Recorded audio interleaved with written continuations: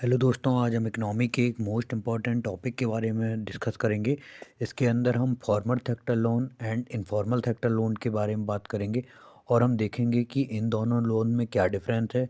Formal sector loan क्या होते हैं और इनफॉर्मल सेक्टर लोन क्या होते हैं। करते हैं अगर फॉर्मल लोन की, तो फॉर्मल लोन क्या होते हैं। फॉर्मल लोन वो होते हैं जो हमें क्या होते हैं, जो हमें बैंकों से प्रोवाइड होते हैं या हमें कोऑपरेटिव से प्रोवाइड होते हैं। तो फॉर्मल लोन के अंदर ऐसे लोन आते हैं जो हमें बैंकों के थ्रू प्रोवाइड होते हैं और कोऑपरेटिव के थ्रू प्रोवाइड होते हैं।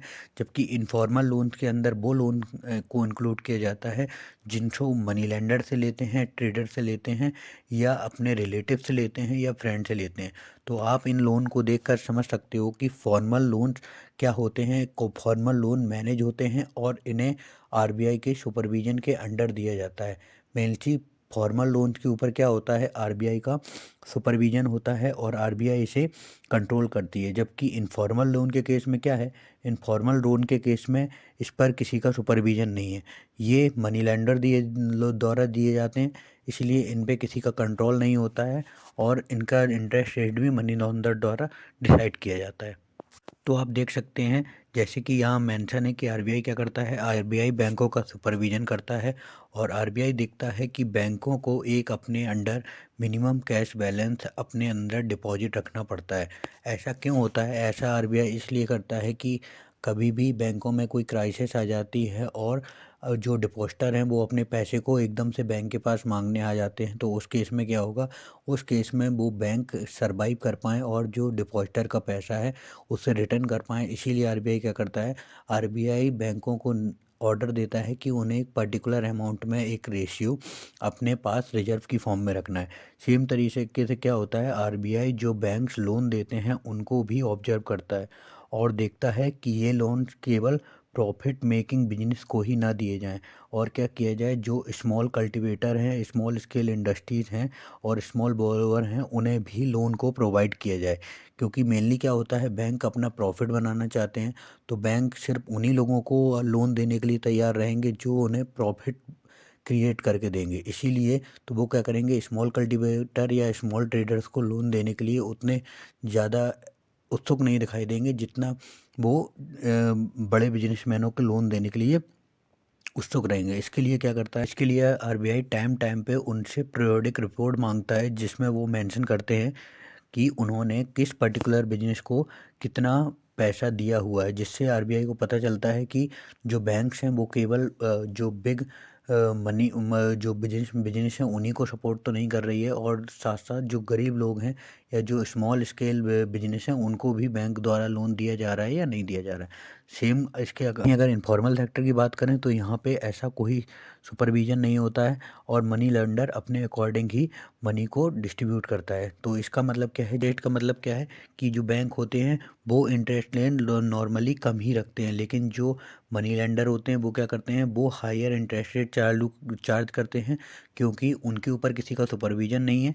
इसीलिए वो अपने अकॉर्डिंग ही इंटरेस्ट रेट चार्ज करते हैं। अगर आप हायर इंटरेस्ट रेट चार्ज करोगे तो जो बोरिंग की कॉस्ट है, जो पर्सन मनी लेंडर या इनफॉर्मल सेक्टर से बोरिंग करेगा उसके लिए बोरोइंग की कॉस्ट बढ़ जाएगी और बोरोइंग की कॉस्ट बढ़ने की वजह से क्या प्रॉब्लम आएगी कि जब वो मनी को रिटर्न करेंगे तो उन्हें हायर मनी को रिटर्न करना पड़ेगा, ज़्यादा मनी को रिटर्न करना पड़ेगा। और इस केस में क्या होगा कि जब वो ज़्यादा मनी को रिटर्न करेंगे तो उस केस में क्या होगा कि जितना वो प्रॉफिट कमा रहे हैं उनका प्रॉफिट का नंबर गिर के कम आ जाएगा। ये एक कंडीशन होती है।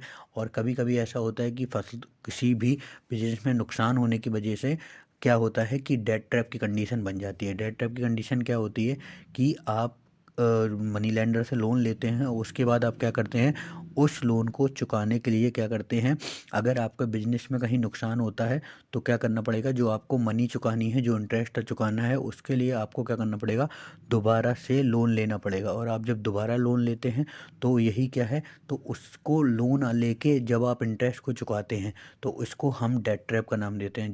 जब आपको इंटरेस्ट चुकाने के लिए भी फिर से लोन लेना पड़े तो ये आपको फिर डेट ट्रैप का नाम दिया जाता है, क्योंकि अब आप एक ट्रैप में फंस चुके हैं, क्योंकि अभी आप इंटरेस्ट चुकाने के लिए भी लोन ले रहे हैं।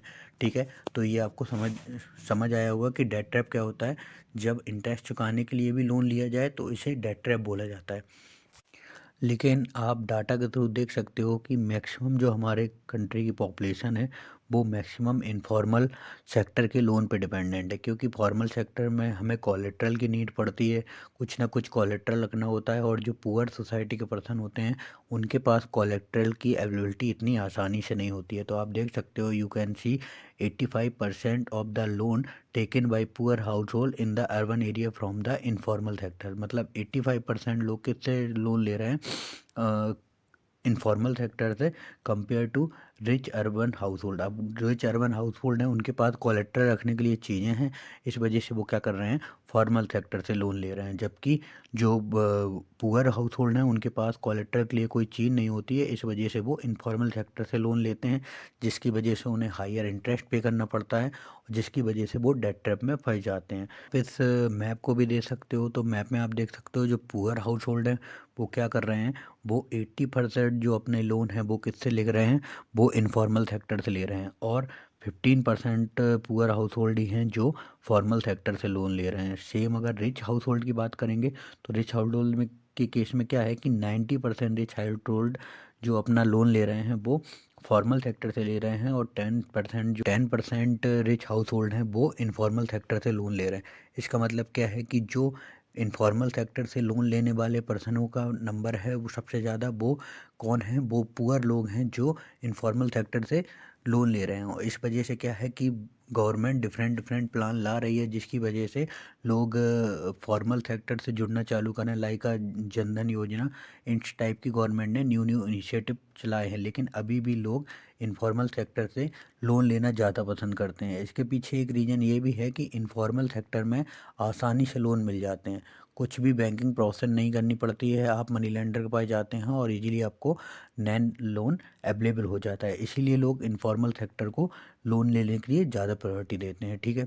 बट इसमें क्या है, इसमें नुकसान क्या क्या है कि इसमें क्या किया जाता है, जो इंटरेस्ट रेट है वो बहुत ही हाई इंटरेस्ट रेट चार्ज किया जाता है। तो नुकसान ये है कि आप डेट ट्रैप में फंस जाते हैं।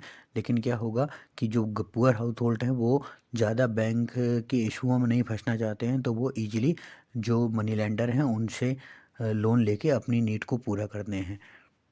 एक और हमारे पास डाटा है जिसमें दिखाया गया है कि सोर्स ऑफ क्रेडिट दिखाया गया है, क्या है कि गवर्नमेंट से कौन 1% लोन ले रहे हैं, cooperative cooperative society and bank से 25%, कमर्शियल बैंक से 25%, और आप सबसे ज़्यादा देख सकते हो कि मनी लेंडर से 33% लोन लिया जा रहा है। इट मीन्स क्या है कि आज भी बहुत से लोग इनफॉर्मल सेक्टर से जुड़े हुए हैं। लेकिन मेनली क्या बात है, ये डाटा है हमारा 2012 का, लेकिन करंट में क्या है, करंट में गवर्नमेंट के द्वारा डिफरेंट डिफरेंट इनिशिएटिव चलाए जा रहे हैं, ये हम ऑलरेडी डिस्कस कर चुके हैं।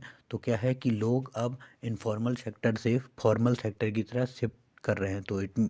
तो आपको इनफॉर्मल और फॉर्मल सेक्टर के बीच डिफरेंस समझ आ गया होगा, आई होप। इससे रिलेटेड अगर आपका कोई डाउट होता है तो आप कमेंट सेक्शन में पूछ सकते हैं। आप ये भी बता सकते हैं कमेंट सेक्शन में कि नेक्स्ट टॉपिक क्या है जिस पे हमें डिस्कशन करना चाहिए। Thank you.